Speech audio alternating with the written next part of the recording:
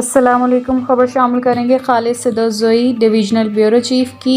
मुजफ्फरगढ़ में सदर सर्कल के थाने शाहजमाल पुलिस ने शुएब उर्फ बाबा डकैत गैंग के मोतिद मुकदमात में मतलूब इश्तेहारियों के खिलाफ कामयाब कार्रवाई की है।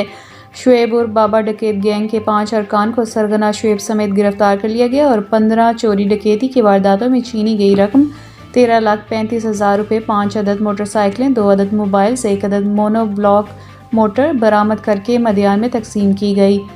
डीएसपी सदर सर्कल मोहम्मद रिजवान खान ने एसएचओ थाना शाहजमाल नवाज लुन के हमरा प्रेस कॉन्फ्रेंस करते हुए बताया कि बाबा डकैत गैंग के अरकान सर्कल की हदूद में होने वाली मौतिक चोरी और डकैती की वारदातों में मुलव्विस थे, जिन्होंने पुलिस अनथक मेहनत के बाद गिरफ्तार करके बरामद शुदा रकम, मोटरसाइकिलें और दीगर सामान 15 मुकदमात के मदियान के हवाले किया है। जी सर जी बिस्मिल्लाहिर्रहमानिर्रहीम। ये अपना एसएचओ शाहजमाल और उनकी टीम ने डिस्ट्रिक्ट पुलिस अफसर जनाब अहमद नवाज शाह साहब की हिदायत और मेरी सुपरविजन के अंदर जो है ये एक शुएब उर्फ शुएबी बाबा गैंग था।